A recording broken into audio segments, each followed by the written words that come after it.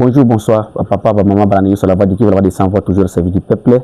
De l'autre, vous allez le 12 février 2026, vous allez me jeudi. Alors, Tokei, ko pesa bino basangozo kulika na kati ya mboka na biso. Premièrement, le lutu yena esengo malamu sur la situation ozo kulika pour le moment na kati ya mboka biso baraka. Et loko la voix du Kivu, to banda ko bele la mikolo nyoso ko senga gouvernement congolais asala pona bande ko biso bazalendo le gouvernement pe auti ko concrétiser ango ou bien azo ko concrétiser ango sikoyo. Alors, information za non pour le moment lelo bazalendo bazo ko salaire na bango donc prime, eza prime oyo bazo ko prime de guerre pour effort bazoko sala pour la résistance bazo sala ya mboka ba résistant wazalendo nyonso sans exception aucune. Donc pour le moment tout le baneti awa na baraka bazali directement na hôtel na epa ya honorable Sambia kuna na hôtel honorable Sambia bazo zwa mbongo na bango et puis na ba front nyonso ezateke non oyo abimanana na front oyo tika front pour ya kozwa salaire mbongo na bango elandi bango tina ba front. Alors chaque mutu azoko zwa au moins $325 ya prime ezala mzalendo ezala FARDC bango tout baza na prime moko wana eza salaire te eza de prime. Alors eloko wana kotisi esengo makasi na kati ya bato parce que eza ligne de voix oyo koki kosala kino tracasserie est diminué et puis ça peut ba jeune courage ya kosala musala ko bundela mboka. Donc pour le moment beaucoup de wazalendo oyo bazu déjà bazu ko sepela na ba oyo nano bazu te bazu parce que j'ai la ba kozwa bongo na bango parce que ba liste eza bien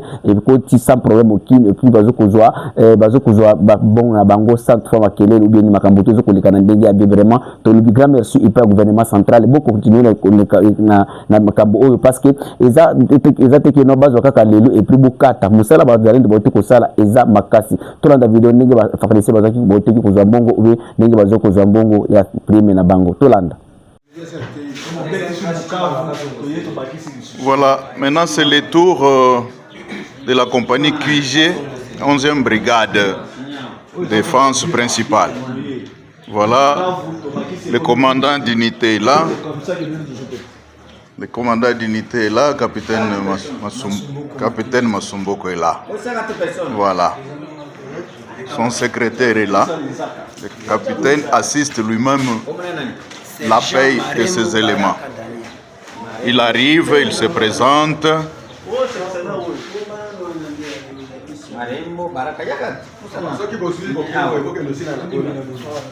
Mr. Zelana. Mr. comment on a? Sergent Marioni. Ah, leo unapokea makuta unasema nini? Merci na commandant suprême. Merci na commandant suprême pour nini? Pour la prime à PCBISO à $325. Très bien. Prime en PCBISO pour nini? Pour la bitumba pour tozwaki Uvira. Très bien. Ba soda ya makasi. Très bien. Bopesi message nini na baninga oyo bakimaki siko lelo bazomona bino bozwa mbongo boye bopesi ba message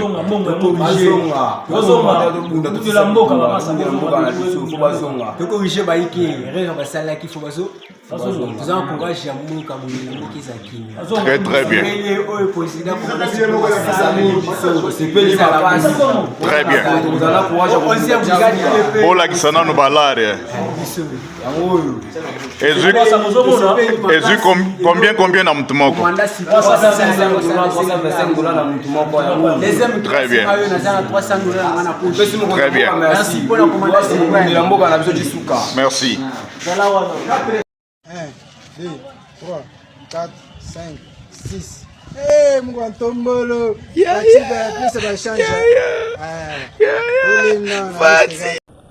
Oui, botu ko la vidéo ndenge bazo ko zwa mbongo kuna bandeko tobimi siko na makabwana ya ba prime oyo bazo ko zwa toke siko na kati ya territoire walika na kati ya province ya Nord Kivu. Lobby mokolo ya mercredi le 11 février 2026 ba drone ya FARDC et salaki ba frappe aérienne na kati ya village ya Mpeti et village de Minjenje. Alors ezali na kati ya groupement ya Kisimba na kati ya territoire de Walikale. toyeko kita tobimi na kati ya Nord Kivu, toyeko kita na kati ya mboka Uvira bandeko, na kati ya commune ya Kalundu, na kati ya quartier Songo avenue Mendeleo. Lelo papa moko agi ya 60 ans amibomaki ye moko, papa wana kombo na ye ezali Hubert Tambo mwana Sefa. Cause motif oyo salaki ke a se suicider nanu ebanite me bato ya leta bakomaki wana kosala constant pe na kotala nini makambo ezalaki. Oui, bandeko toke siko na kati ya mboka Goma lelo oyo le 12 février 2026, une année après la chute de la ville de Goma, après avoir aéroport à Goma Kokangama. Alors madame Viviane Van de Père, représentante spéciale du secrétaire général par intérim et chef de la MONUSCO, elle est arrivée aujourd'hui dans l'aéroport de Goma. Alors, à Koutagwakoma qui est là, madame Viviane, c'est dans le cadre toujours, c'est une visite, sa visite à Goma, c'est toujours dans le cadre des préparatifs de mission visa à appuyer la suivi et la vérification de cessez-le-feu, ce qui a été décrété le 11 février 2026. Comme vous le savez, le 11 février, tant que le président va Koutana Kikuna Angola, alors Angola n'a pas médiateur, Moussous va proposer qu'il y ait mercredi le 18 février à 12h, il faut banani nyos écoute na katia cesser les faits. Et alors les partis nyos tout le monde parti, donc que ce soit du côté gouvernement congolais et les partis des rebelles de l'AFC M23. Donc le 28 mercredi le 18 de février 2026 à 12h, bango tout bakwa katia cesser les faits. Mais selon un haut cadre de l'AFC M23 qui a été contacté par des médias, à l'objet que non bango bazala qui saisit officiellement, alors à l'objet que Makambouana et Tali bango bato M23 parce que bazoko de là ceux qui connaissent bango officiellement de bakoki ko respecter cesser les faits. Alors de son arrivée à Goma, madame Viviane de Perse, chef de la MONUSCO par intérim, elle a déclaré après son arrivée ce jeudi à l'aéroport international de Goma que la mission continuera d'appuyer le processus de paix en cours. Alors, et depuis Goma, tout de Kolanda Siko vidéo, il y a madame Viviane de Perse Ndenge Alobaki devant la presse. Tout l'andana événement sont Ndenge à Goma qui n'a qu'à Goma et puis Ndenge Alobaki devant la presse à Goma ou bien à l'aéroport pour que de comprendre ce qu'elle est venue faire à Goma.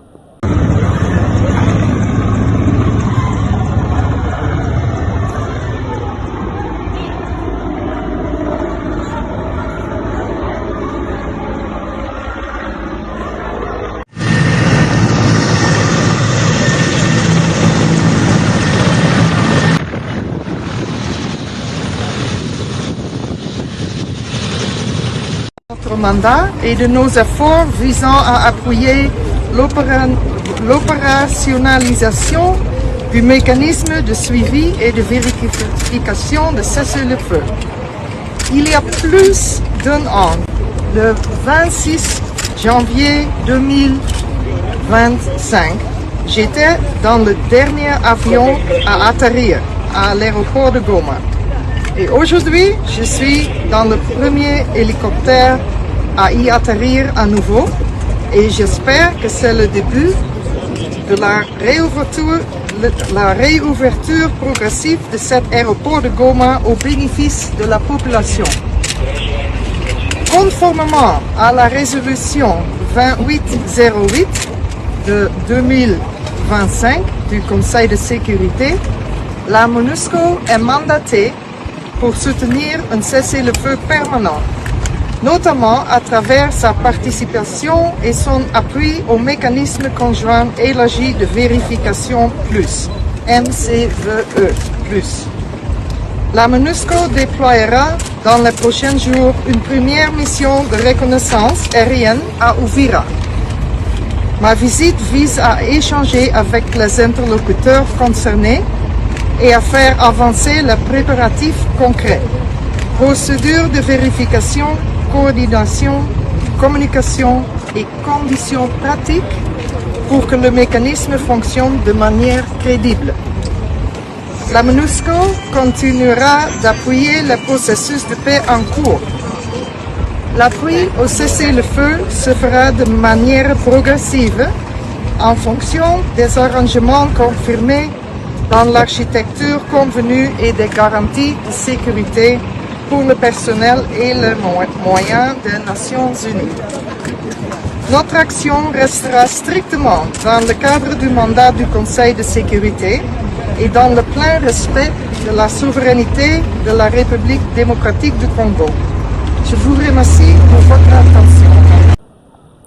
Oui, toti kolanda madame Viviane Van de Per oyo akomaki na kati ya mboka Goma lelo bande kotoke sikoyo kosala analyse moko et nous avions eu de quelques messages mutumoko azoko tuna biso la voix de Kivu.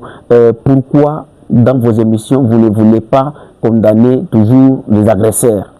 Alors la voix du Kivu, après avoir connu un message, nous avions voulu que tu répondre parce que peut-être il y a plusieurs personnes qui sont en train de se demander cette question. Pourquoi la voix du Kivu, dès qu'il est en train de donner les informations, il ne condamne que nos autorités, il ne condamne que la République démocratique du Congo, il ne condamne que le président de la République, il ne condamne que les autorités militaires et autres.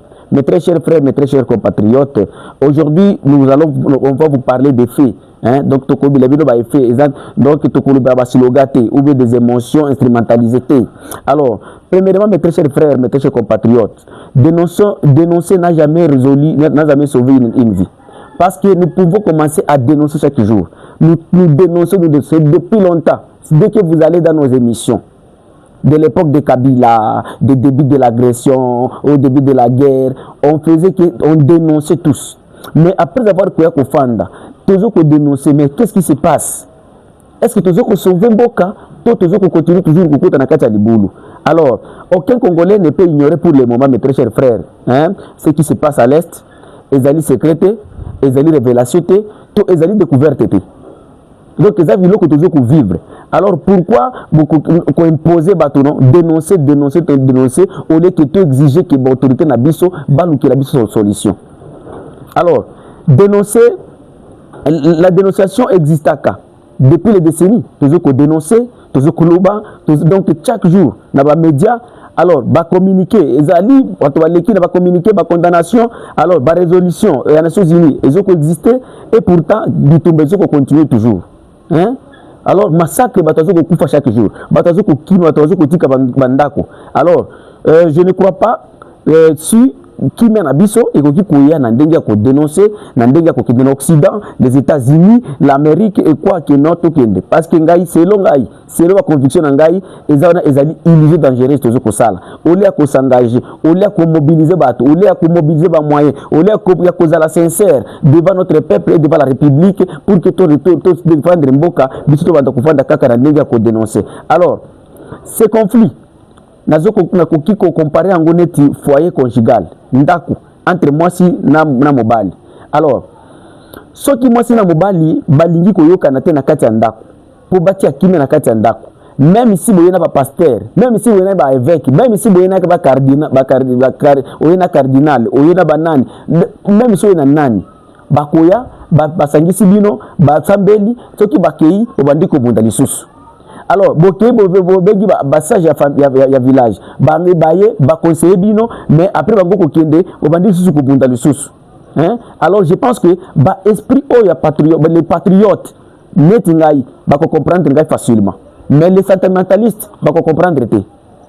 C'est là qui sont bango bazana émotion moko boya sentiment ba ko comprendre te. Mais un vrai patriote qui aime son pays, akoya ko mona que non, oui, la voix du qui veut dire la vérité là-bas. Donc condamner toujours et qu'on couper sa solution. Mais engagement, dès le qu'on couper sa solution. Alors, qu'est-ce que la voix du Kivu nous pouvons dire? Parce que je vois beaucoup de Congolais chaque jour. Nous sommes tentés de perdre notre temps dans des réseaux sociaux, dans nos émissions, partout, dans des discours, dans des voyages. Nous faisons même des voyages pour aller seulement dénoncer M. Paul Kagame. Alors, est-ce que Kagame est plus fort? Non, la voix du Kivu, non, Paul Kagame n'est pas fort. Hein? Paul Kagame n'est pas fort. C'est parce que tout le monde a Congolais, il va fouiller qui est là pour Kagame. Il y a des Congolais qui va fouiller pour Kagame. Alors, Kagame a coquille qu'on doit donc Zela non ou force était à côté de Nakati Congo. Si ceux qui tous les politiciens congolais ou bakenda qui kuna côté Kamboka na biso morceau par morceau et pas ya Kagame ko no as partenaire fiable donc ko bongisa il y a même des Congolais là et des politiciens Nakati Kamboka na biso abanda ko no bango ba mona katina te oyo ya kotika la commune Kagame dictateur ou bien titulaire ou bien mini parce que ça mutumoko ba problème tout ça nango de bango pe ba de kaka nango donc makabuana il y a des politiciens dans ces pays et les vidéos existent. Les vidéos existent, mais Mais venir condamner les autres, oh non, oh condamner, non, c'est comme l'ignorance, mes très chers frères, mes très chers compatriotes. Alors, si ceux qui nous gouvernent aujourd'hui, si ceux qui nous gouvernent aujourd'hui aiment le Congo, comme ils aiment le pouvoir, je pense que les gens doivent déjà Kenya. Ceux qui vont tout le temps biso bazo ko konza biso lelo. Ceux qui balingi Congo, ou balinga ka Congo net ndenge balingi pouvoir. Mbele déjà to lingi déjà nani, to vu déjà Kenya parce que ngeza la ceux qui kokoso moko yeboy. Ba ki déjà ko luka solution. Mais biso kokoso zoya mutola kotala na population, mutola na olia kotala ba vie humaine, mutola na kotala supasi ya bato, mutola na pouvoir na ngai ceux qui na bongisi awa et vous ala boy. Mais donc vous êtes là pour le pouvoir, mais vous n'êtes pas là pour la nation. Au moins, pour le problème, il y a Congo. Mais tu comprends que tu as qualité.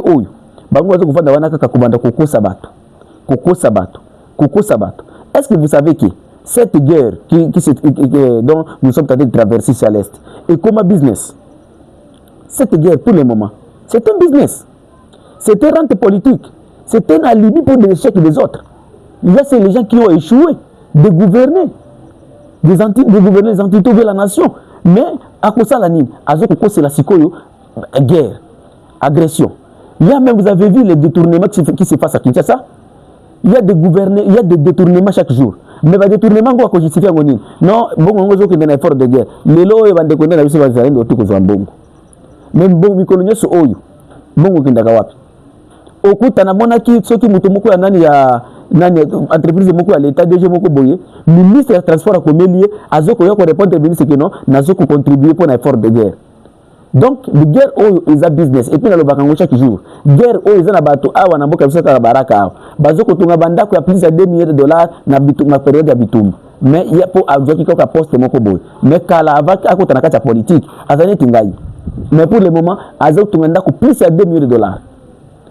Dans cette guerre même, il y a des gens en Afrique du Sud, je peux vous dire, je peux citer même, il y a un jeune proche de Fifi Masouk. En Afrique du Sud, à Tiki Barrage, à Tiki Rage, pour Nabambongo. Alors tout ça, les gens ne voient pas ça. Alors, mes très chers frères, un jour, je pense que vous allez me comprendre. Ce que vous devez retenir est celle-ci. Donc, condamner Kagame, les alliés qui ont masqué leur propre échec nabiso. Ba échec wana toujours masqué échec wana. Alors, donc qui peut condamner ba étranger simplement bonabo. Non, total la paix responsabilité nabiso congolais zanini. 65 ans de l'indépendance. Est-ce que nous resterons toujours na kati ba condamnation 65 ans de l'indépendance? Est-ce que tu toujours que de kopel micheka libanda biso non. Pourquoi? C'est parce que nani okoki kokuta ba étranger na éviter ceux qui ba étranger bango pe bazo kozwa temps ya kufanda kwanda kolobela pona Kongo ba nani ba président na biso net biso tozwa kata na biso nyoso na kati ya nani ya ba émission kuta moto azu 30 minutes 40 minutes azoko baka Kagame Kabila boyena boy. Est-ce que biso pe tokoki kwanda kozwa tenter olia koya kolobela Kagame na kati ya émission ozwa tana de pour ya proposer qu'est-ce que vous pouvez proposer au gouvernement ou bien qu'on dénoncer ou bien qu'on comme sa population non nous devons se prendre en charge.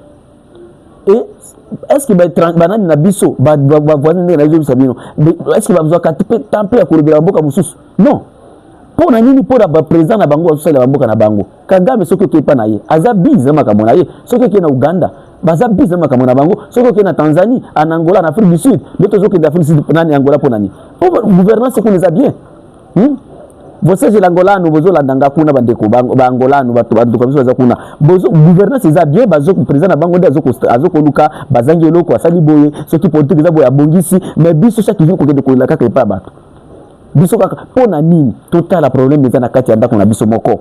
Donc mes très chers frères, mes très chers compatriotes, après avoir collé la lila ko mata ko kita des résultats venus il est le Bukavu Goma et par Walikale et partout ils ont toujours na kati maboka ba rebelle.